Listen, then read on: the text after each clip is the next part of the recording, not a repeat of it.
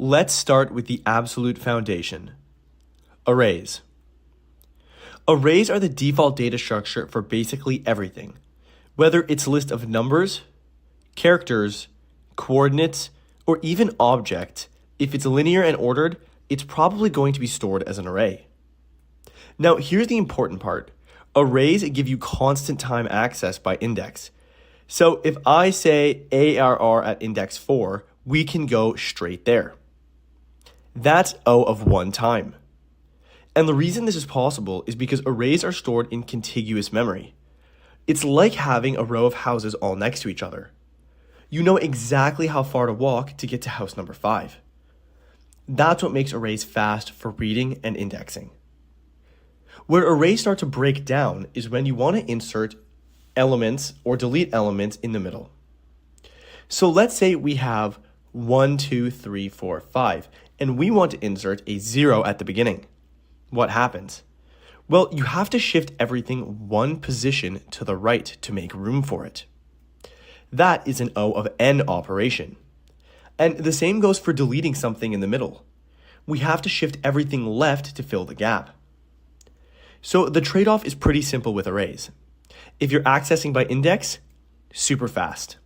Appending at the end, also usually fast.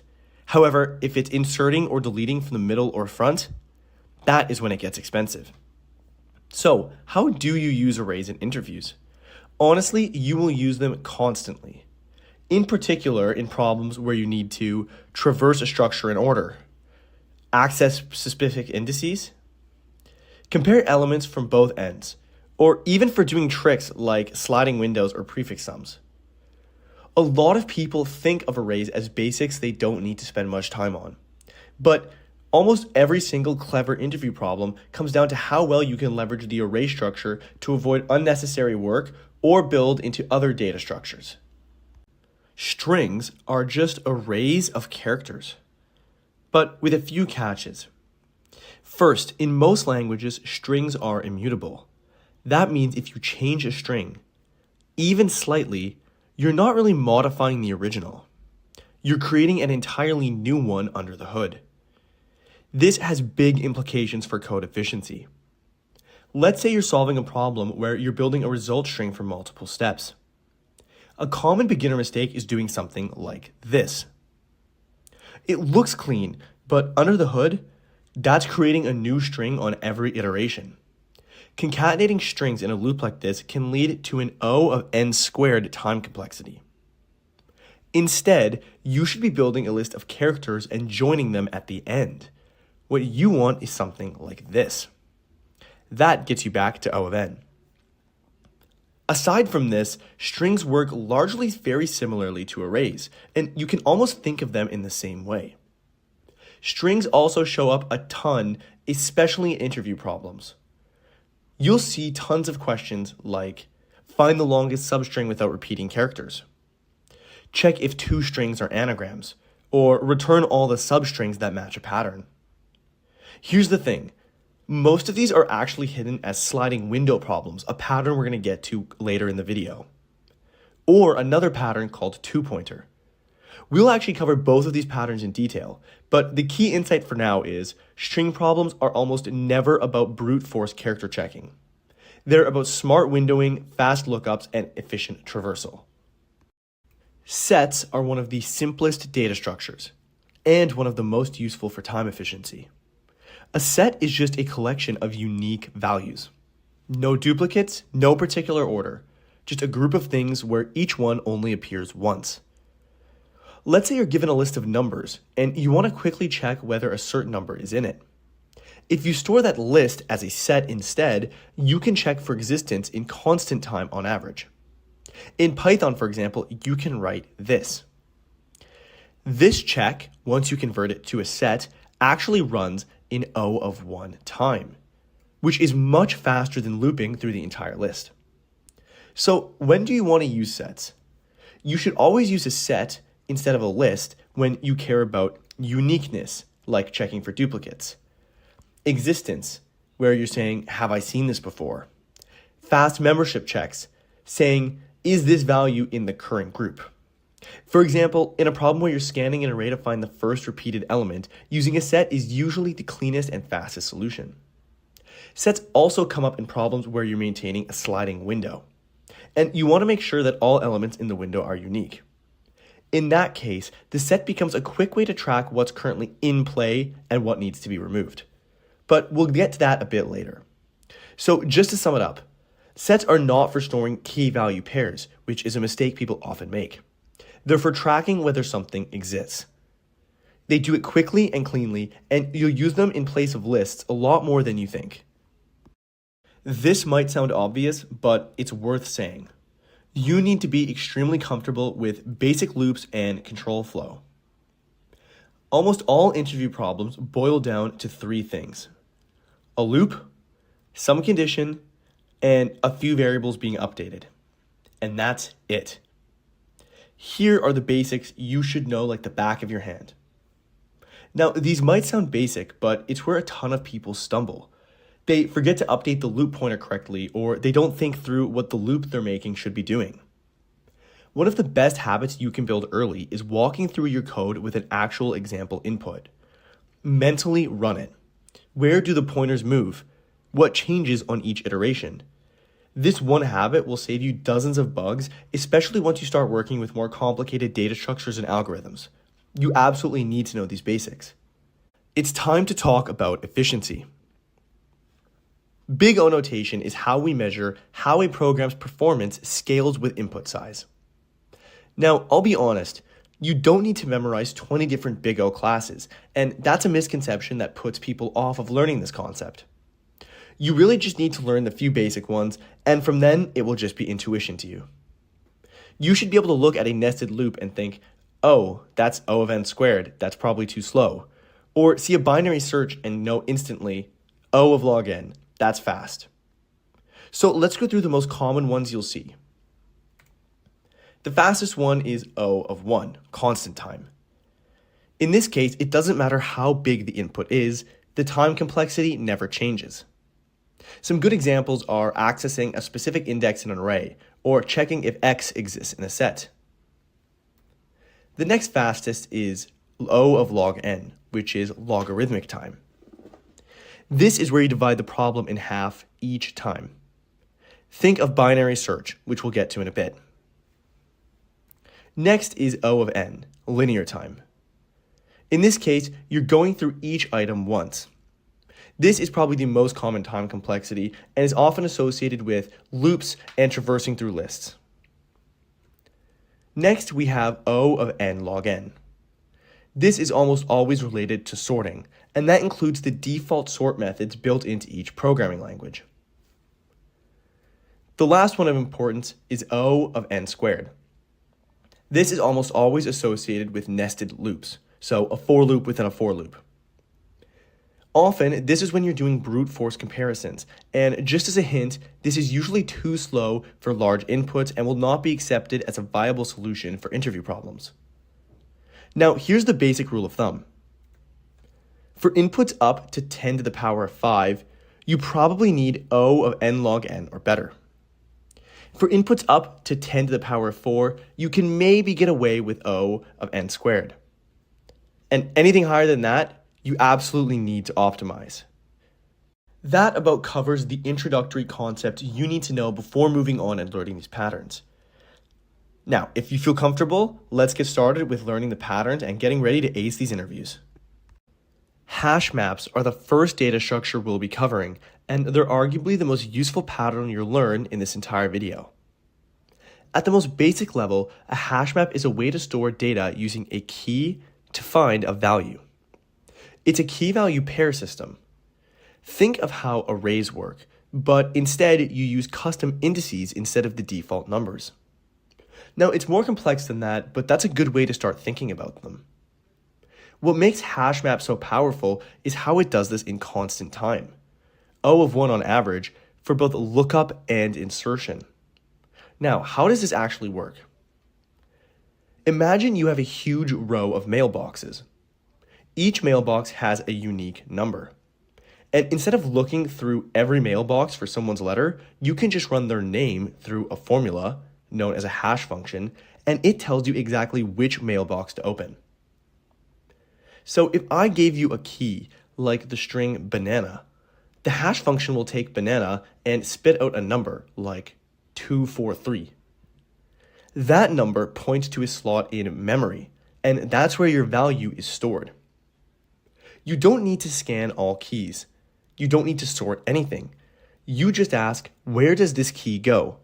And the hash function gives you an immediate answer. And this is why hash maps are so fast and so powerful. They don't depend on the size of the data. Whether you have 10 elements or a million, getting or setting a value takes the same amount of time. Now, in practice, two keys might sometimes get the same hash. This is called a collision. For example, maybe both banana and peach hash to 243.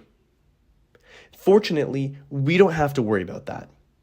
Most languages have built-in hash map implementations that handle these collisions for us. I'm just mentioning it here so that you understand a bit more about how hashing actually works. And if you're interested, I recommend spending some free time and really digging into it because it's quite fascinating. Now, there's one really big rule about keys for hash maps. They must be what's called hashable.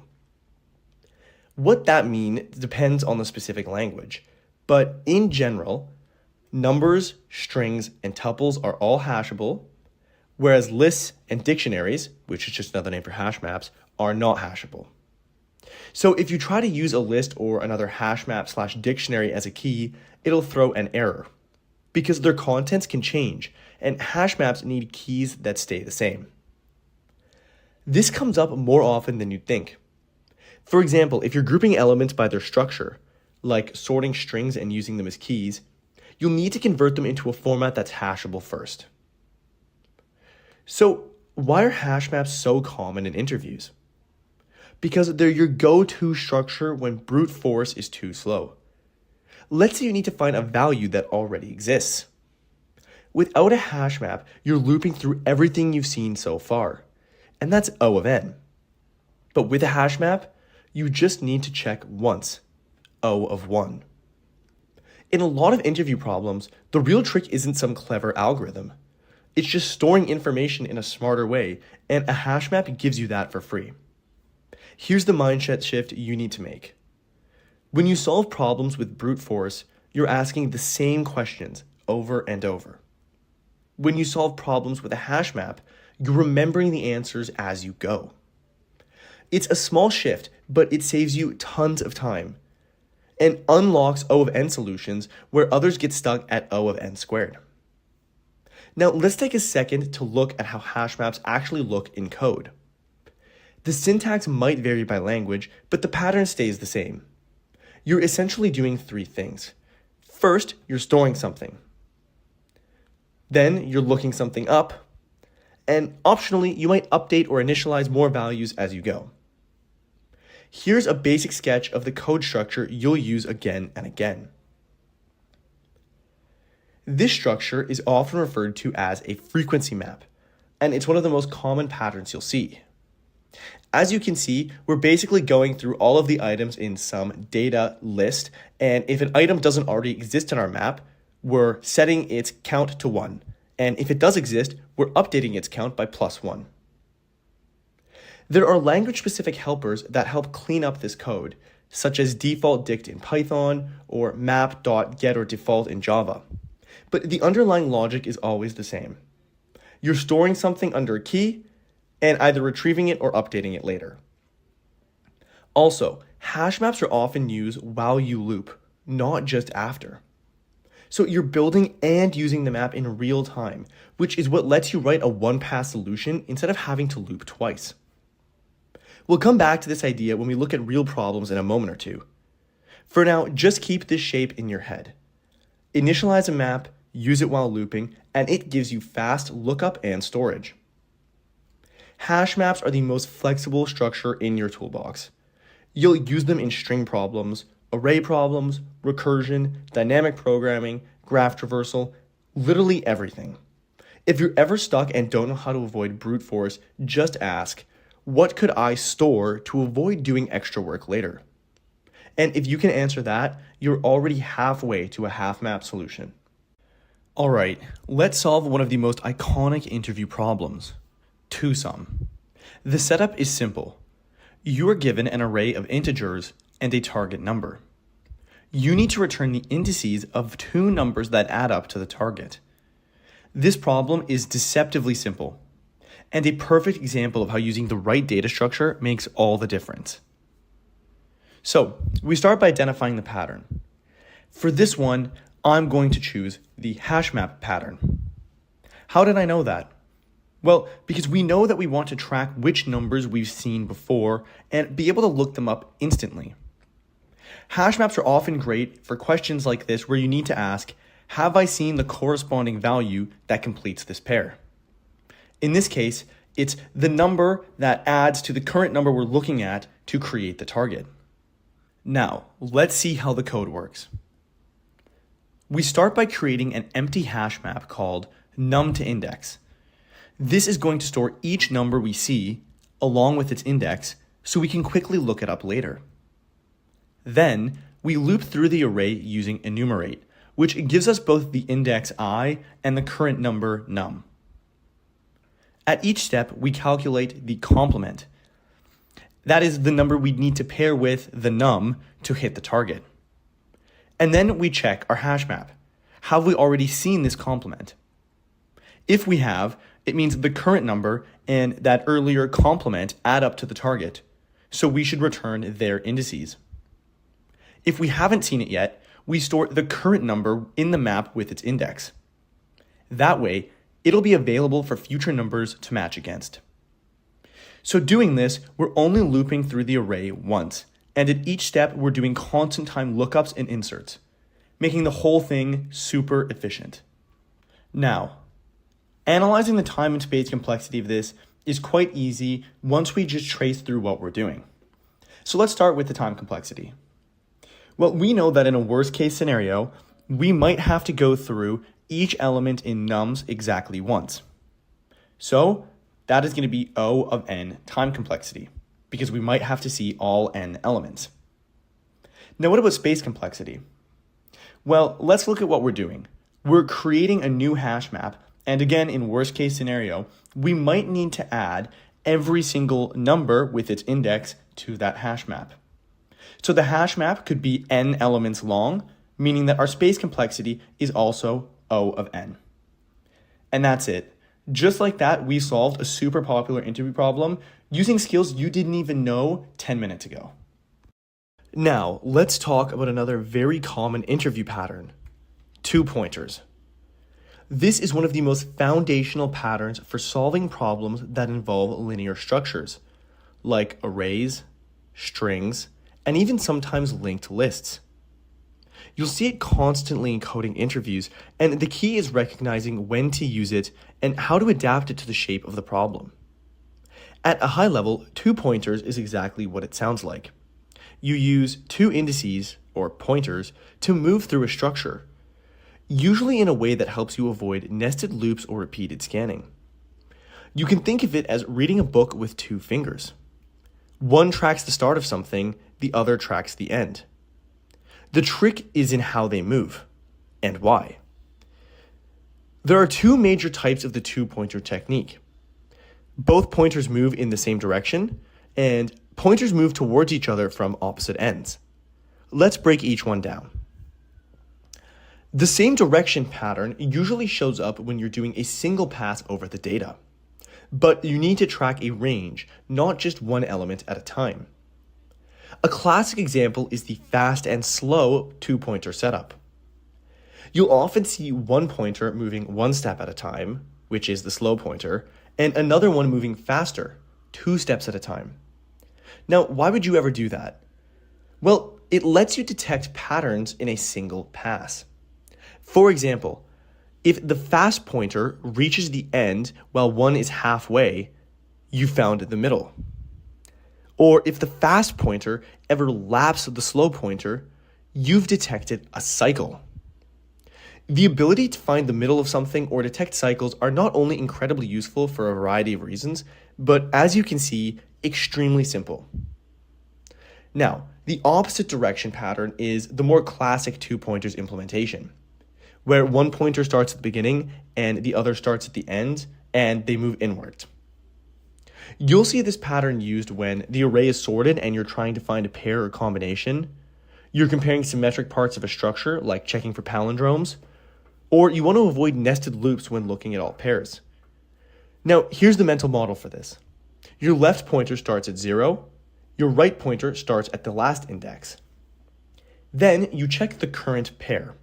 And based on some condition, which is problem dependent, so it could be their sum or checking if the two characters match, you move one of the pointers inward. The condition is always problem specific, but this pattern is consistent. Opposite direction two pointers are especially powerful in sorted arrays, because each time you move a pointer, you can eliminate an entire range of possibilities. Instead of checking all combinations, which would be O of n squared, you're solving it in O of n. The reason two pointers are so powerful is because they let you reduce the number of iterations you need, track a relationship between two places in a structure, and avoid extra space by not needing sets or maps. This is one of the few techniques that can actually optimize both time and space complexity at once. It's also extremely intuitive once you practice it. You don't really need to memorize much at all. You just need to recognize the shape of the problem.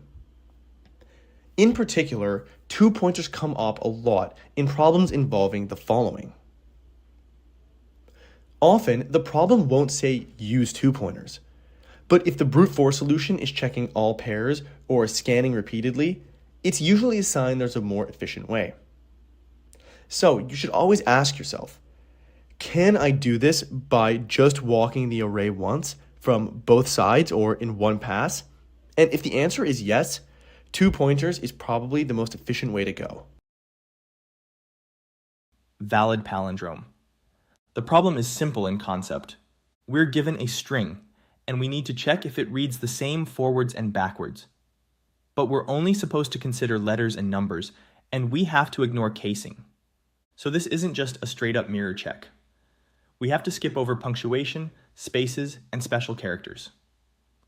Let's look at how this solution handles that using two pointers. We start by setting up our left and right pointers. L starts at the beginning of the string, and R starts at the end. Classic setup for this pattern.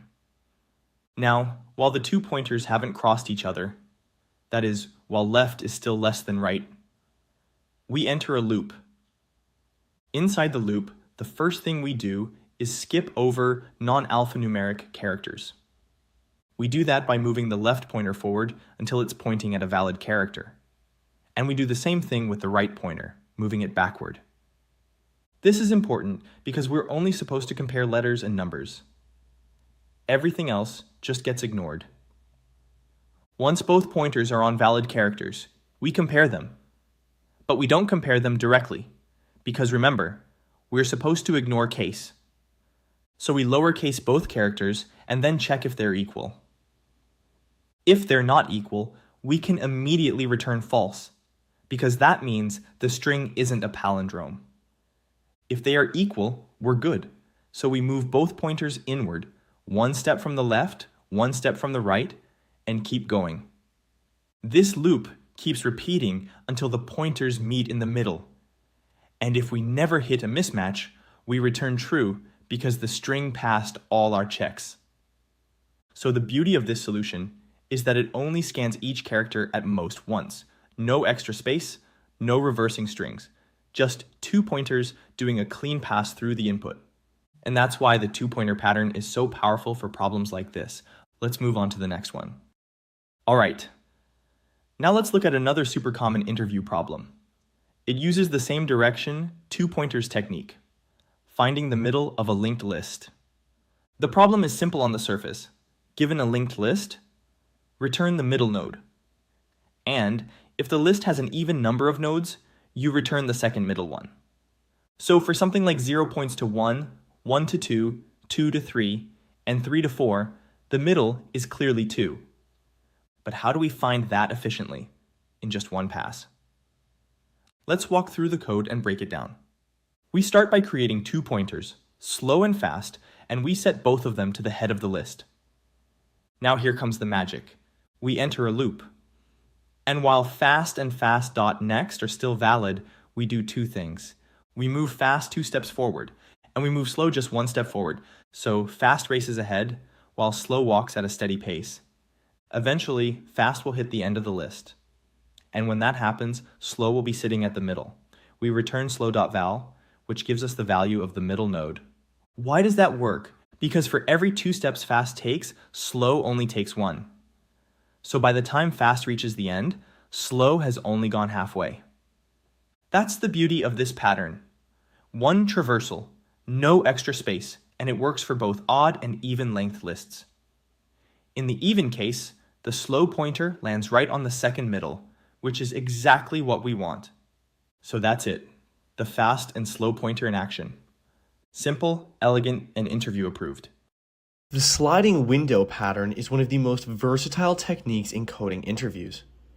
It is a natural extension of the 2 pointers pattern we just talked about, but with a tighter focus.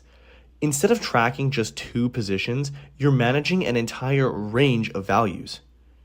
This range is what we call your window, and as the name suggests, you'll be sliding it across your data structure to inspect or process different segments of it, without retraversing the same data over and over. If a problem is asking about contiguous segments, like a substring, subarray, or a group of consecutive elements, a sliding window is almost always the right answer. Now imagine you have a scanner and you're dragging it across a line of text. The scanner starts small and grows as you move forward, or maybe shrinks depending on what you're looking for. At any given moment, you're only interested in what's inside the window. You don't care about anything before or after it. This is what makes sliding window efficient. You're looking at a subset of the data, adjusting the window as needed, and never revisiting the same element twice. And that last part is key. Just like 2 pointers, this gives us a clean way to reduce time complexity to O of n, even when the problem feels like it should require nested loops. Just like with 2 pointers, there are 2 main types of sliding window patterns. The first is fixed size, where the size of the window is predetermined and stays the same throughout. And the second is dynamic, where the window can shrink and expand as necessary. Now let's break each one down. A fixed size sliding window is used when the problem gives you a specific window size, usually with language like, find the maximum average of any subarray of size k, return the sum of every k-length block, or find the subarray of length k with the largest or smallest x. In these problems, the window's length never changes. It always includes exactly k elements, and as you slide the window over the data, you add 1 new element from the right and remove 1 old element from the left, keeping the window size constant. The key is that you're maintaining a running window, and at every step, you're updating your result based on the current contents of the window. Now, let's walk through the code template you'll see over and over. This is the template. Now, let's break it down a bit. We start by grabbing the first window size elements as our initial window. This gives us a valid starting point to build from. Then we loop from window size till the end of the input. On each step, we're calculating left as right minus window size to give us the index of the element that just fell out of the window. Then we remove that old element from the window, we add the new input, right, to the end, and then we update our answer based on whatever the problem is asking, max, min, sum, average, etc. Now let's move to the more flexible and more powerful version, the dynamic sized sliding window. This is used when the window size is not fixed and you're trying to find the largest, smallest, or optimal range that satisfies some condition. You'll usually see problems that sound like, find the length of the longest substring with at most k unique characters. What's the smallest subarray with a sum greater than a target? Or return the longest window where a certain rule is valid. In these problems, the window grows and shrinks depending on the data. You expand the window to include more elements, and once the condition is violated, you start shrinking it from the left until it becomes valid again. This gives you complete control. You're not just sliding the window across, you're adjusting it in real time to maintain the right conditions. Here is the core pattern. Again, let's break this down so we understand it. You start with an empty window and grow it one element at a time from the right. Every time you add a new element, you check if the window is still valid. Once the window is valid, you update your answer. This usually means something like tracking the characters in the window to see if they meet some condition. If the window is invalid, you start removing elements from the left and shrinking the window until it becomes valid again. Now, let's see these two templates in action. Let's put the fixed size sliding window pattern into action with this problem. Maximum subarray of length k. We're given an array of non-negative numbers and a number k, and we need to find the largest possible sum of any subarray of length k. Since the subarrays must be exactly length k and consecutive, this is a perfect case for a fixed size sliding window. So here's how we solve it. First, we build the initial window by summing up the first k elements of the array. That gives us a starting point to compare against. We store that in a variable called windowSum. Then we copy that into a largest variable, since this is our first and currently best subarray sum. Next, we slide the window forward through the rest of the array. We do this by looping from index k all the way to the end of the list. Each step forward means one number falls out of the window on the left and one new number enters on the right. So first we figure out the index of the element that's now outside the window. That's right minus k, which we call left. Then we subtract nums at index left from our window sum, since that value is no longer in the window. Next, we add in the new number at nums at index right, which just entered the window. Now that our window is updated, we check if this new sum is larger than what we've seen before and update largest if so. We repeat that process until we've scanned the entire array.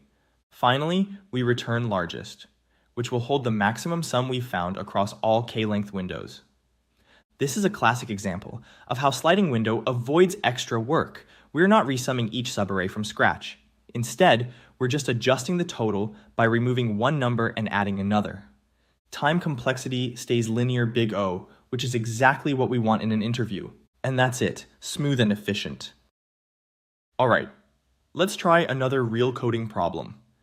And this one's a textbook example of when to use a dynamic sliding window. Find the length of the longest substring without repeating characters. We're given a string, and we need to find the length of the longest substring that doesn't have any repeated characters. This kind of problem is perfect for the sliding window pattern, because we're working with contiguous characters, and we need to grow and shrink the range based on some rule, in this case, uniqueness. Let's look at a quick example to build some intuition before diving into the code. We'll use the input string ABCDBEA and walk through how the sliding window works.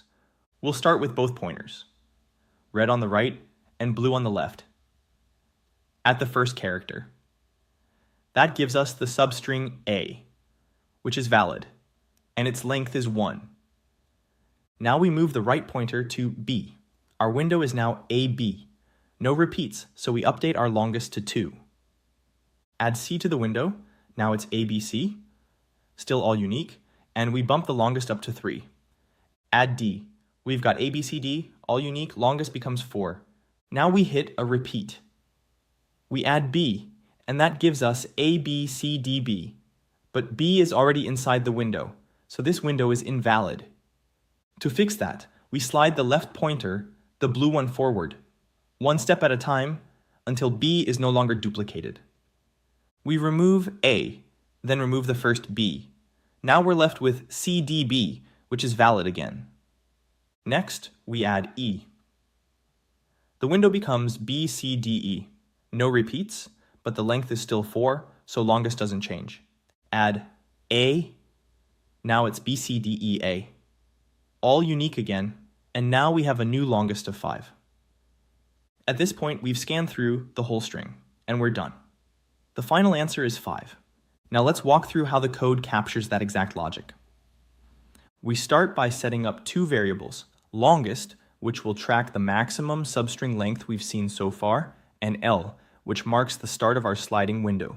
We also set up a dictionary called counter, which keeps track of how many times each character appears in the current window. We use default dict so that every character automatically starts with a count of 0. Then we loop through the string using a right pointer, R. For each character at index R, we add it to our window by incrementing its count in counter. Now here's the important part. If the character we just added appears more than once, that means we have a duplicate, and we need to fix the window. So we use a while loop to shrink the window from the left. We subtract 1 from the character at the left pointer and move L forward by 1. We repeat this until the character count goes back to 1, meaning the window is valid again. Once the window is valid, we calculate its size using R minus L plus 1. And if that's larger than our current longest, we update it. This process continues as we scan through the whole string, always expanding the window from the right and shrinking from the left as needed to maintain uniqueness. At the end, we return the value of longest, which gives us the length of the longest substring without repeating characters. This is a great example of a dynamic sliding window in action. You're not just moving across the string, you're constantly adjusting the window to match the rule you're enforcing. It's efficient. The time complexity is linear big O since every character is visited at most twice. And the pattern is super reusable. Once you get comfortable tracking conditions like no repeats inside the window, you'll start to see this technique everywhere.